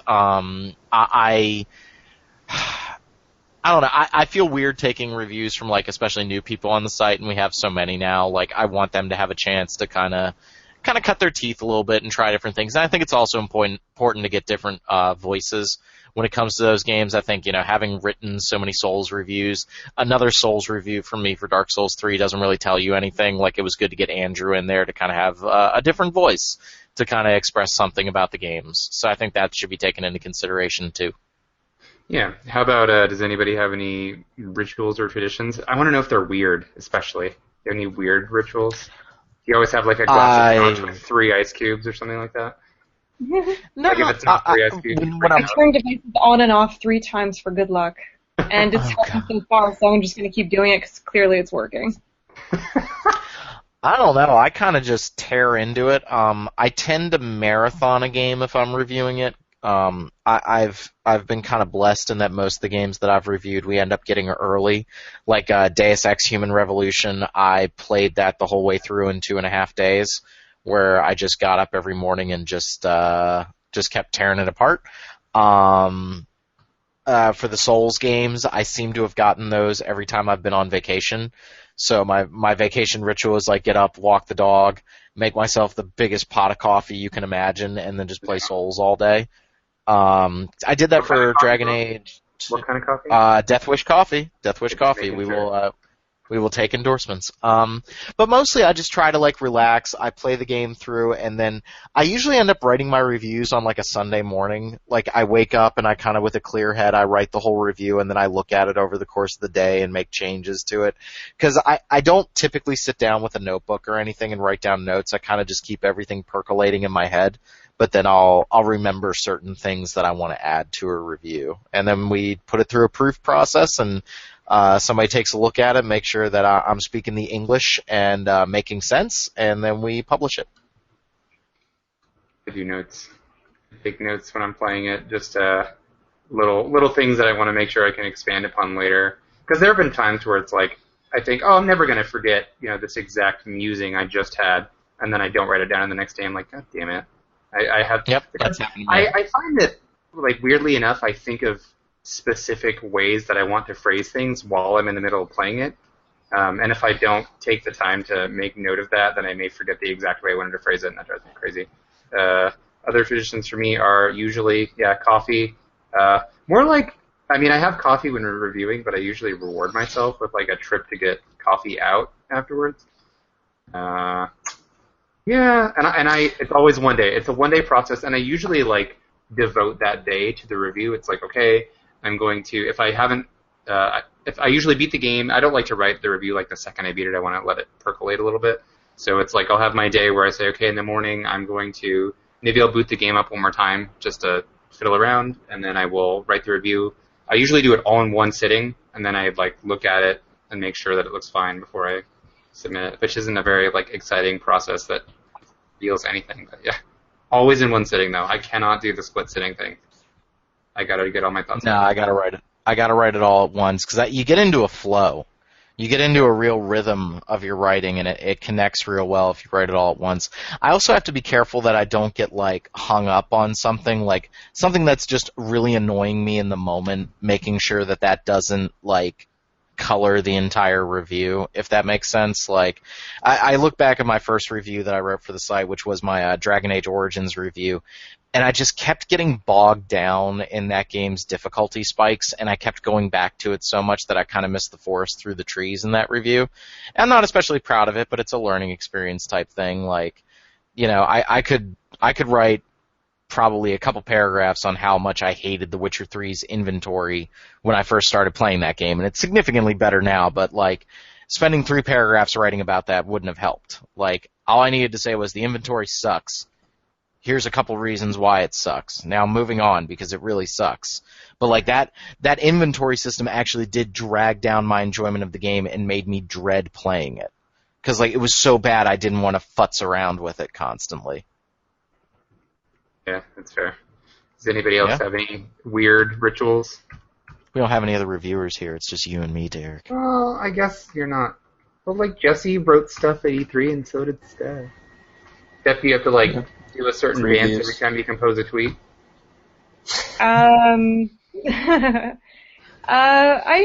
Yeah, I sort of have a method too. I mean, I always try to stay really positive, and I find it so easy to be really critical of things, especially when it comes to game stuff. So I always try to put a light spin on things and just try to have a lot of fun with it. Keep in mind she's going to be starting Dark Souls this week for the first time, so those tweets might get a little nasty here pretty soon. And we wouldn't be able to blame her for that. She has no idea what she's in for. Wait, poor bastard. Sorry, Jesse, did you have anything to add? Sorry if I cut you off. No, that's fine. I mean, I don't generally write reviews, although I am working on one for 1979 Revolution. And when I write a preview, it's usually based on the news that we've had out about the game so far, and so I literally read everything we've published about the game and try and organize it in my head. Sometimes I'll write an outline. They usually turn out better when I do that, but I'm also lazy, so I often don't do that. At the risk of pissing off Dennis Dyack, because this was a topic of conversation back when Too Human was being previewed, when I preview a game, I give my thoughts on it. Like, if I think some things are messed up, I let people know. Like, I think that there is nothing more useless than a preview that has absolutely no perspective. Like, I agree. I 100% agree. A lot of game journalism feels like a lot of, read and regurgitate. So I think it's really important that if you can add those 2 cents in, if you feel it, then I think that can be a bit more interesting. Right. I think it's important also to recognize that, when we're previewing a game, that game is a work in progress, so you can't judge the final quality of certain elements, but you can say, this is a feature or an aspect of, this is an intentional design decision that I am wary of, and I think it. But my Neo review was actually longer than my Zero Time Dilemma. My Neo preview was longer than my Zero Time Dilemma review because, A, I think there's more to talk about with Neo, and I got pretty angry in parts of that because I really had an unpleasant time playing that game. But if you read the preview, I say this is an unfinished game. There's a lot of things they can work on. But I think that information can be valuable, and I actually applaud the way Tecmo is taking that info and apparently making changes. Like, they got rid of weapon durability. I'm sorry. Yeah. I will take credit for that because that was awful in that game. It was absolutely awful when I was playing that preview, and that would actually prevent me from playing that game, and it hampered my enjoyment. And by taking that feedback from people in surveys and hopefully looking at other previews, if that helped make the game better, isn't that what you want? That should be survey things. I know some people are really hard on it because but the artistic vision of what they wanted, right, is kind of compromised. But I'd rather play something more, and input is really good to have. Yeah, and games aren't like other art where you have to play a game, right? You can watch a movie or you can look at a painting and you don't have to interact with it. It doesn't have to quote unquote work. Whereas a game has to work. Sorry, I cut you off, Rob. No. And if your camera system sucks in your game, it's gonna take away from my enjoyment of it. And I hope they fix that camera in Neo. I think it's way too close to the character's back, and it's all sorts of wonky. Apparently, one of the big things that they focused on was the fact that pressing back while locked on. I know this is really technical, and I apologize for it, but pressing back when you were locked on would make your character run in the opposite direction and you could get killed instead of doing a backup motion like in the Souls games. They have apparently changed that in the next preview to play more like a Souls game. That is in my preview. I complained about it. And again, yes, that is what my preview was designed to do, to give feedback for that game. And they said they wanted feedback. So you're damn well right I gave them feedback, which was, I think you got some things here, but you also got some crap here you need to work at a little bit. And I think that level of honesty, I know Dennis Dyack got his pants all in a twist over that with Too Human, but I'm sorry, that game sucked. That game legit sucked. And people were telling you that it sucked, and you didn't care. You did the whole auteur, they don't understand me. No, you don't understand that the game you made sucked. I'm sorry, you have to respect development. Yeah, like, I'll respect you as a developer, but at the same time, if everybody in the world thinks your game sucks except you, that probably tells you something. So, Dennis Dyack sucks, whatever. Is he trying to get everybody's money? It's not them, I think he's trying to get everybody's money again for Shadow of the Eternals. I think he's once again trying to make his what was it? Eternal Darkness game. Yeah. Can I just go on record? That game is not nearly as good as people remember it. That game was not that good. Which game really wasn't. Eternal Darkness? Eternal Darkness. It was not as good as people remember. I really liked it at the time, but I think it's one of those games because, like you said, Rob, a lot of the sanity effects are things that once you've experienced once, and there's nothing. They become an annoyance. It was a great gimmick. I thought it was cool. Nobody remembers the combat in Eternal Darkness, which is terrible. Like, it is bad. And the thing everybody remembers are the insanity effects, because they were, like Derek was saying, they were nifty and they were kind of cool. But you also had to play the game poorly to experience them, and after you had seen them, they were kind of one and done. And that's neat, but I don't think that's a full game. And I think that game, I think that is one of the most poorly aged games I have ever played. Like, where after that initial, it got 9s and 10s and everybody loved it, you look at it a year later and you go, wow, this is crap. Like, this game has not held up that well. But that's neither here nor there. So I can't speak to that. Dennis Dyack, I'm more than willing to debate you anytime, but you are who you are. Please make another game of relevance. Okay, thank you everybody for listening to the podcast. Super long tangent, yeah. I'm sorry. I can't stand that guy constantly trying to get money from people. Like, I think that's horrible. Thank you everybody for listening to the podcast. As always, be sure to subscribe to us through iTunes, or I think we're also on the Google Play Store. I think we're there. I subscribe to us through Pocket Casts, because that's my favorite podcast app on my phone. We're going to continue to take questions. I really appreciate the feedback there. You guys seem to like talking to Derek. That's totally fine. Keep doing it. So for Caitlin, who had to go play Final Fantasy XIV, I know, big surprise. For Caitlin, Derek, Steph. She knows who her real friends are. She's playing 14. Go back to pressing 1 over and over again, Caitlin. I play on controller, so it's more like I press R1. Circle over and over. Okay. For Caitlin, Derek, Jesse, and Steph, thank you everyone, and we will see you all later. Bye. Bye. R1. And then like a face button or a directional button, yeah. And then face button.